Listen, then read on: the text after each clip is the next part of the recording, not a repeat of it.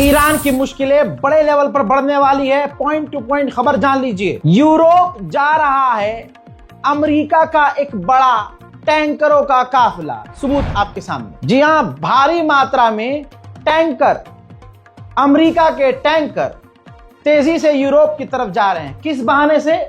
America कह रहा है कि यूरोप के अंदर एक ड्रिल होने वाली है, एक्सरसाइज होने वाली है, जिसमें हम ये टैंकर भेज रहे हैं। अब मैं आपको आसान कर देता हूं, टैंकर होता क्या है। फाइटर जेट को हवा में रहते हुए हवा में फ्यूल भरने वाला, और जमीन पर भी ये फ्यूल भरता है। भारी मात्रा में टैंकरों का इस्तेमाल फाइटर जेट को रिफ्यूल करने के लिए किया जाता है। ईरान और इजराइल की इस जंग में ईरान जितना नुकसान उठा रहा है, उसी लेवल का नुकसान अब जब इजराइल का होता हुआ अमेरिका देख रहा है, तो उसने ये बहाना लगाया कि हमारे हजारों की तादाद में जो टैंकर भारी मात्रा में यूरोप की तरफ जा रहे हैं, वो एक्सरसाइज के लिए जा रहे हैं। अब आप अपने दिल से पूछिए, क्या आप अमेरिका पर भरोसा करते हैं? चाहे आप कोई भी हो, आपका दिल बोल चुका है कि आप भरोसा नहीं करते। धोखे से ईरान पर हमला हुआ था। ये ईरान से बातचीत अमेरिका की एक धोखा थी, ये सब कह रहे हैं। तो हम ये कैसे मान लें कि इतने सारे भारी मात्रा में जंग के हालात में अमेरिका अपने टैंकर दूसरी तरफ भेज रहा है, यूरोप भेज रहा है। बाकी आप एक चीज को और कनेक्ट कीजिए। ईरान के इलाके में यानी मिडिल ईस्ट के करीब बहुत तेजी से अमेरिका का एयरक्राफ्ट कैरियर पूरे काफिले के साथ, एयरक्राफ्ट कैरियर कभी अकेला नहीं चलता, उसके साथ और भी उसके साथ जो जहाज होते हैं, पूरा काफिला चलता है डिस्ट्रॉयर के साथ। बड़े बड़े इसमें जहाज होते हैं, वो भी मिडिल ईस्ट के लिए निकल चुका है और बहुत करीब ईरान के पहुंचने वाला है। अब मैदान में अमेरिका उतर चुका है और अब नजर आ रहा है कि कभी भी ईरान के खिलाफ अमेरिका बड़े ऑपरेशन कर सकता है। उधर इजराइल अंदर ही अंदर, क्योंकि सामने से नहीं जीत पा रहा है, सामने से ईरान को झुका नहीं पा रहा है, तो अंदर ही अंदर वो ईरान की जो रिजीम है उसको डिस्टेबलाइज करने की, यानी वहां की सरकार गिराने की और दंगा करवाने की, ईरानियों को आपस में लड़वाने की कोशिश कर रहा है। उधर जहां कल तक ये उम्मीद की जा रही थी, हमको भी ये लग रहा था, इतने भयानक हमले तेहरान में हुए कि पूरा तेहरान जल गया, हमको ये लग रहा था कि ईरान बात करेगा अमेरिका से, लेकिन ईरान नहीं झुका। ईरान ने फिर स्टेटमेंट जारी किया और कहा कि जब तक इजराइल हम पर हमला कर रहा है, हम अमेरिका से बात ही नहीं करेंगे। ईरान के अंदर अमेरिका की एम्बेसी नहीं है, जनरल नॉलेज है, जान लीजिए। अमेरिका की एम्बेसी ईरान में नहीं है, तो ईरान के अंदर जो स्विट्जरलैंड की एम्बेसी है, वही एम्बेसी, स्विट्जरलैंड की एम्बेसी अमेरिका के लिए भी काम करती है।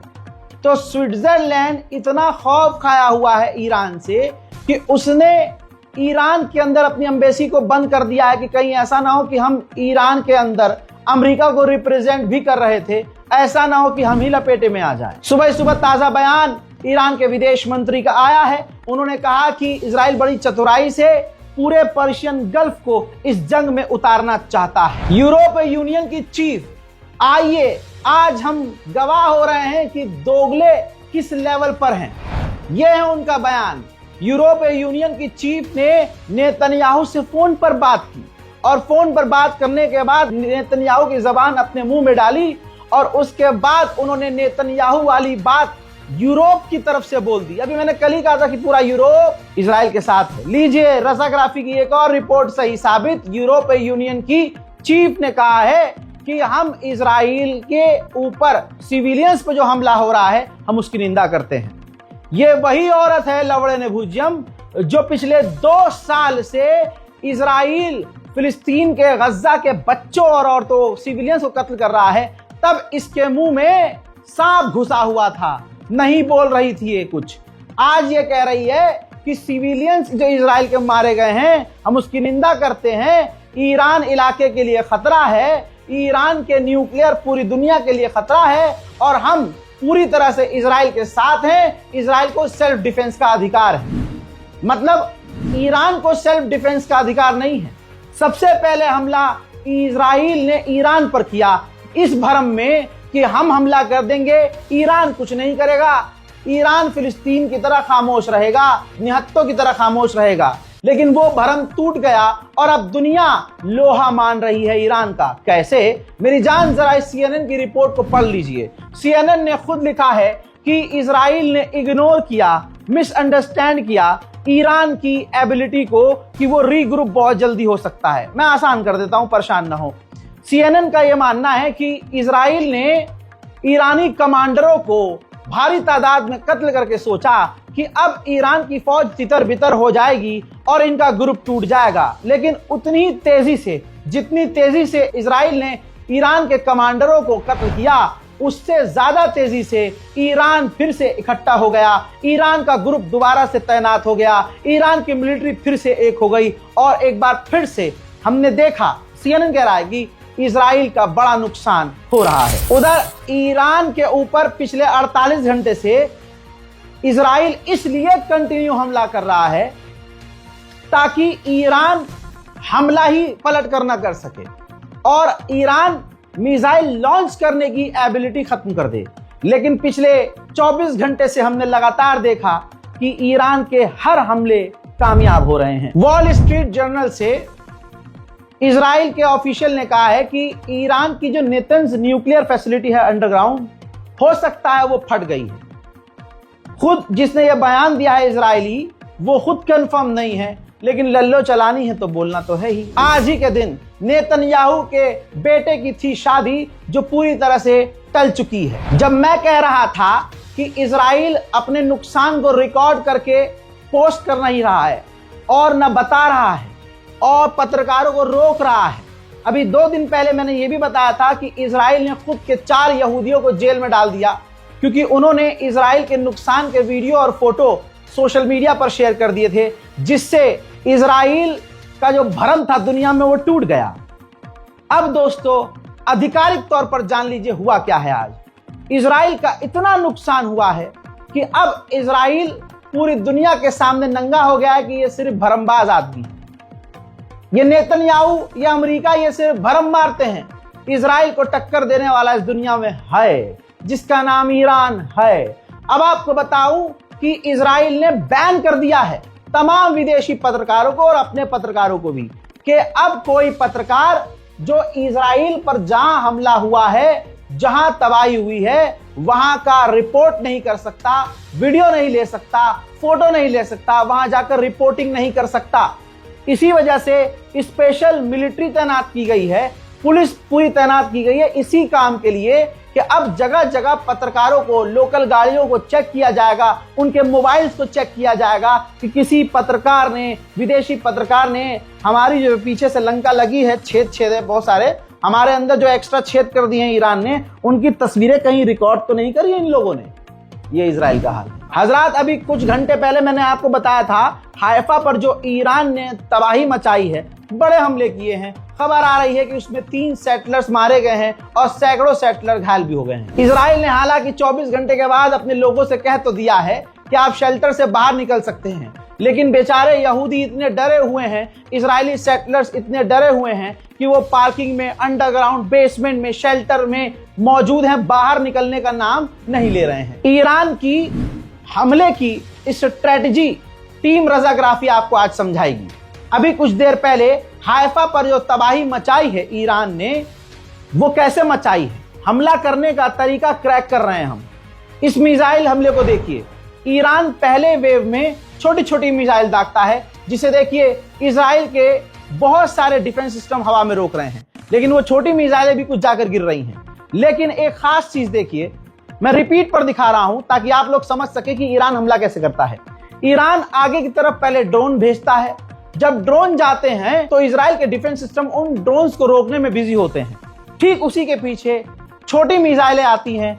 इजराइल के डिफेंस सिस्टम जो बचे कुचे होते हैं वो उसे रोकने की कोशिश करते हैं। इजराइल के डिफेंस सिस्टम अभी यही सब कर रहे होते हैं। अचानक से पीछे से फौरन आवाज की तेज रफ्तार से, पलक झपकने से तेज ईरान की हाइपरसोनिक मिसाइल दंदनाती हुई आयरन डोम और एरो 3 जैसे डिफेंस सिस्टम के हमले के बीचों बीच वो इंटरसेप्ट कर रहे होते हैं और उनके बाजू से ही ईरान की हाइपरसोनिक मिसाइल जाकर इजराइल में फट जाती है और उन्हें इजराइल के डिफेंस सिस्टम रोक नहीं पाते। मानना यह पड़ेगा कि ईरान बहुत ज्यादा आगे है। ईरान ने आधिकारिक तौर पर कहा कि हमने एडवांस हथियार, एडवांस टेक्निक और बड़ी खतरनाक स्ट्रेटेजी का इस्तेमाल किया। उसका रिजल्ट ये है, ये देखिए, जिसमें आग लगी है ये है इजराइल का एयर डिफेंस सिस्टम, जिसने ईरान की मिसाइलों को तो रोका नहीं बल्कि खुद इतना पागल हो गया कि इजराइल का ये डिफेंस सिस्टम अपने ही इलाकों पर मिसाइल दागने लगा। अब ईरान का जो ये हाइफा पर हमला था इसको छुपाने की कोशिश की, लेकिन ये हाइफा का आप ऑयल रिफाइनरी इजराइल का देख लीजिए। दिन में कल ईरान के कई सारे ऑयल रिफाइनरी को जब इजराइल ने उड़ाया तो उसने सोचा नहीं था कि ईरान यही हाल हमारा भी कर सकता है। हाइफा का इजराइल का ऑयल रिफाइनरी जिसमें आप आग देख सकते हैं। अब इजराइल को यह यकीन हो चुका है कि ईरान से अकेले लड़ना नामुमकिन है और ईरान की मिसाइलों को रोकना नामुमकिन, तो उसने हाइफा का जो ऑयल रिफाइनरी का दूसरा हिस्सा है उसको बंद कर दिया है। अब दोस्तों, ईरान ने जो हाइफा पर हमला किया उसके ताजा विजुअल्स जिनको छुपाया गया था अब वो सामने आ रहे हैं। पहली तस्वीर हम देखेंगे किस तरह से ईरान के मिसाइल्स हाइफा पर गिर रहे हैं।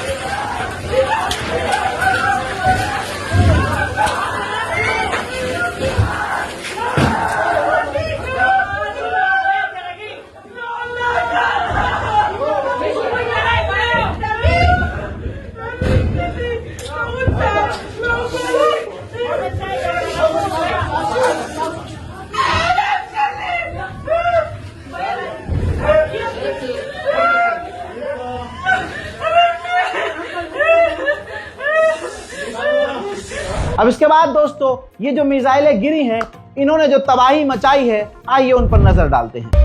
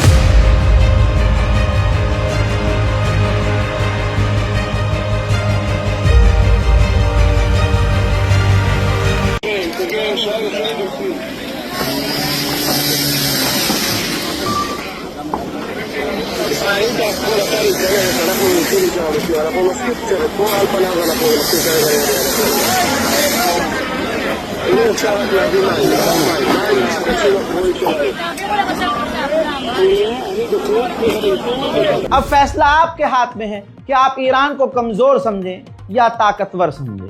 बहरहाल कम से कम वो तो ताकतवर नहीं हो सकता जो 3 दिन में ट्रंप के कहने पर सीज फायर कर ले। इस रिपोर्ट को शेयर कीजिए, इंतजार कीजिए मेरे अगले अपडेट का। चैनल को सब्सक्राइब खुद भी कीजिए, दूसरों से भी करवाइए, ताकि इजरायली और गोदी मीडिया के प्रोपेगेंडा में आप ना फंसे और सच्ची खबर सबूत के साथ आपको मिलती रहे। जय हिंद।